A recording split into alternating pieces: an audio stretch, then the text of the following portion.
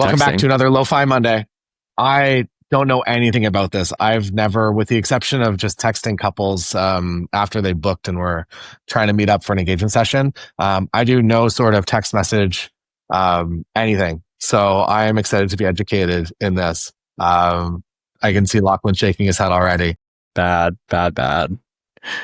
I think what we're seeing, at least in the Ignite program, are that the email protocols are becoming more and more strict with spam. And so if you ever include things like links in your email or anything to do with like offers or selling Giveaways, literally anything, spam, or it goes into not even the spam folder, it goes into Gmail's promotion folder, which is a dangerous place to be. So very common that couples are missing emails from you. I always recommend kind of taking what we call like a multi-channel approach. And I'm going to show you some email templates today on like how we approach this. Texting is great. Couples love texting. We've actually found that the best time to text couples is like kind of in the after work hours. So when they're sitting on the couch, playing on their phone, watching Netflix, best time ever to text them. They'll get back to you right away. Don't text them during work hours because they probably won't like look at it. So in the evenings, it's honestly like the best time. And I'm going to show you like a little bit of an outreach strategy here. And you can kind of use this like little sample text just to follow up essentially on emails. So I always recommend send the email and then follow up with a text. So what we do in the Ignite program is we essentially have our studio management team reach out and say, hey, couple, this is Karina, the studio manager for Taylor Jackson, just emailed to let you know that, we've selected you as a finalist to win like our engagement session thing. In your case, it could be I just wanted to, reach out about your inquiry, maybe connect with the inquiry a bit. So on this one, Karina said, we loved how you met in high school and how you found your way back to each other. And it made me smile. The only step before getting the session is to have a call with Taylor and just like break the ice before photos. And this is probably the piece that you can steal from Focal is essentially just say, hey, I emailed you. Sometimes emails go to spam. So if you can't find it, please let me know.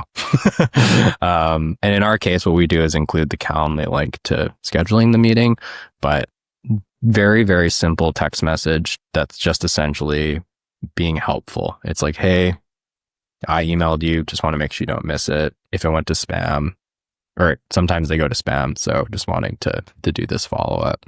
This will like hugely increase your email open rate. Like probably. Well, they're going to find it now. So even if it did end up in spam, if it did end up wherever, they're dragging it out and marketing it as not spam, which is only good for your domain and your email arriving in other people's email boxes. My mental objection is I don't want another avenue for people to talk to me about stuff.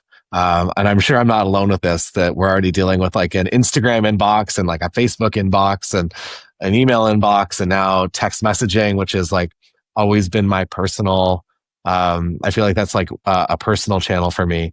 How have people come to you with similar objections to text messaging? Well, obviously with the Ignite program, we have our studio managers using a business texting line. So that kind of solves all the problems there. You don't have text messages coming to your personal phone. You have a studio manager actually handling this. On the flip side, couples really love iMessage. There's something like insanely trustworthy about blue messages. I'm an iPhone user, so I don't know, but honestly, that's something to try out. Might be worth just opening another little Apple ID account on your iPad or something and using that specifically for business use. Incredibly higher conversion rate over blue messaging. Yeah. I could see that. And where does, do you continue to like, what does texting look like in terms of responses? Is this the last time that a couple's going to hear from you over text, or is this like an ongoing thing once you realize that maybe that's their preferred method of communication, even if it's not mine? We do so much texting. It's like one of the, sometimes even a bigger channel than email. I'll just show you this next slide here. This is another text message that goes out typically after they book that client call. Again, you have to kind of bear in mind, this is the context of hearing from like Karina, Taylor's studio manager. So she might just say, hey, couple, I saw you booked your call with Taylor.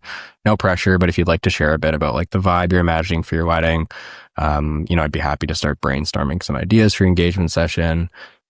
This is kind of what we were talking about on our last Lo-Fi Monday, but a very simple thing to ask is just like, hey, are you having a big or a small wedding?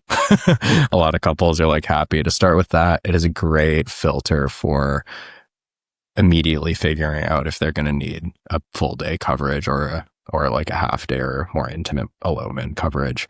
So that's kind of the the text message we send in the Ignite program. I think you could easily modify this to just say like, hey, I'm excited about like our call coming up, just so I can prepare. I'm always excited to hear about like any ideas or like the vibe you have for your wedding, or if there's some Pinterest board or inspo you want to share with me, I'd love that.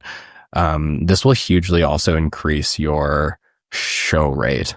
You won't have couples ghosting. You're engaging with them, so they're only thinking about you. They're not using other photographers if they're busy putting together their Pinterest board or sending you inspiration or having conversation back and forth there. That period where they've booked the call, but it's coming up and hasn't happened yet, the excitement does fall, during that period. And so this is a way to keep the excitement and the engagement high. Yeah, I feel like there's also just a level of transparency as well that if they are communicating with other photographers and they're email only, like I probably am, Yeah. and I don't know, the back and forth there, that yeah, you might have someone's number, but it's a lot more of a personal connection to actually be texting with someone, even if it is a studio manager Yeah. and not yourself. They feel like they can get a hold of you if they actually need to get a hold of you, which I feel like increases trust significantly for potential couples. For sure. I actually, we hear that back from couples all the time. They're like, oh, you're a night owl too or something. And like, they'll be like super excited. Yeah. I'll show you a little bit more. We're just on the West Coast. Yeah, exactly. We're just on Pacific time. I'm going to show you actually how some of these like conversations progress here. So here's an example of, again, that kind of like first text message that went out and then like the subsequent conversation. So, Karina, one of our studio managers, like, hey, saw you booked a call with like Taylor. Love if you told us a bit about the wedding. And then the couple was like, of course, our wedding will be on August, blah, blah, blah, date, year. We're currently deciding between this venue and this venue. And as of now, we're inviting 75 to 100 guests, so definitely bigger size. We're leaning into the summer vibe a lot. We want bright colors, florals, blah, blah. I'd love to capture more off-guard moments, especially of our friends and family. Definitely some standard pose photos, but also leaning towards more documentary style photography the rest of the wedding. So this is a great example of the couple being super engaged, really excited to talk about their wedding, giving us a lot of insight into actually like what they're looking for. Now we have a pretty good idea of what type of package they might want.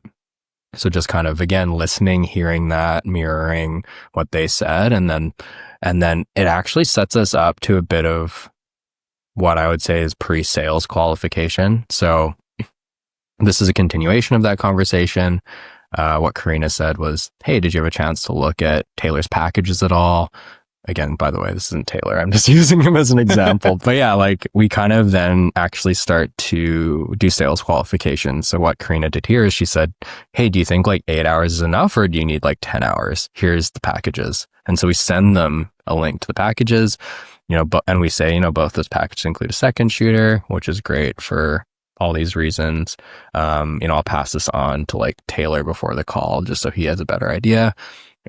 She said, yes, we looked at them. I think we would lean towards 10 hours because the groom will be getting ready offsite. Myself and the bridal party are planning to be on site. If we were to choose if we were to choose X venue, what would the travel cost be? And then see how this is already naturally progressing towards like a closing conversation. She's already mentally deciding 10-hour package, starting to price out the costs, considering like the budget. Like all of this is giving us like a huge amount of leverage now going into the call. We know how serious they are about booking. So that period again, between booking the call and like actually having the call can be a really powerful period to kind of do qualification, to learn more about that couple's wedding, and then just set the call up to be a lot easier. And the continuation of that call when you actually hop on, hopefully not in your car, Yeah. will be really nice.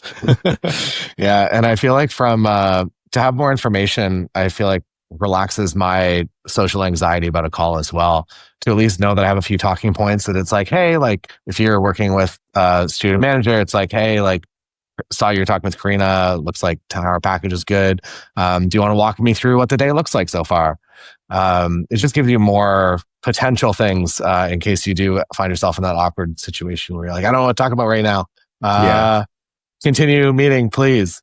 That at least you have at least like maybe 5 or 6 things that are pretty easy. It's like, oh, some are floral. Like, are you looking for dresses for the girls yet? What are people going to be wearing at the Yeah. wedding? At Yeah. least there's something to go off of. So I appreciate that. Definitely. I think that's like, again, hugely builds into the fact that the couple now feels like you understand their vision. And that in itself is like a moat from a sales perspective. If they feel like Taylor gets them, gets like the complicated vision that they have in their mind of their wedding, understands the nuance, understands where they're at right now. They're trying to decide between 2 venues. Maybe he can provide advice on those venues if he's shot there before. The mental load to go and find another person to dump all of that on is extremely high, extremely high. And in my opinion, that's what makes the sale. The fact that they can't find another Taylor and they don't want to go and vomit again. Yeah, they've already invested. Like it's not only money that they're investing their time and effort to invite you into one of the most intimate days of their life. So I feel like that trust and that bond, especially if you get it first, is a very powerful sales tool. And not only that, it also just it honestly makes your coverage better on the wedding day as well. That when you feel like you're actually connected with your couple and you're actually friends going into that wedding day, like the people that are there and invited and they're good friends, it's a very easy barrier to get over to all of a sudden just be like part of the group. And that means that like you're getting real moments a lot faster. You're getting like, I don't know, the vibe is just a whole lot better on the wedding day and you're making better work, which is going to lead into more referrals from the people that are at the wedding. And you're just going to be making better work overall. So I feel like it's all things considered, even though it seems like it's just like a sales thing. Yeah, It does make for better work, which is crazy. And I do want to like really take that in. And for those of you that don't know me well, I am not a photographer myself, but one thing that I'm very, very certain of is that, and fascinated by, is that the experience is what leads to the photos. We are not selling photos. We are selling experiences. Good experiences make good photos. Bad experiences make bad photos. And it's like almost silly that we sell photos because so much of it relies on the experience, and that discovery and that understanding and that connection is what leads to the good experience. And so in order to create like good art, this is required. You cannot just show up. And I think couples that are booking photographers this way are doing it very deliberately, because otherwise, if they just wanted photos, they would book through a studio where some random associate shooter shows up on the day of, right? That's a very different experience and a very different result. We will leave you there this Lo-Fi Monday with Lachlan, and we'll be back in next Monday, talk about some more things to actually book you more weddings, more work, and change your life and potentially buy you, I don't know, do you want a jet? What do you want? I just need a new bicycle, Taylor.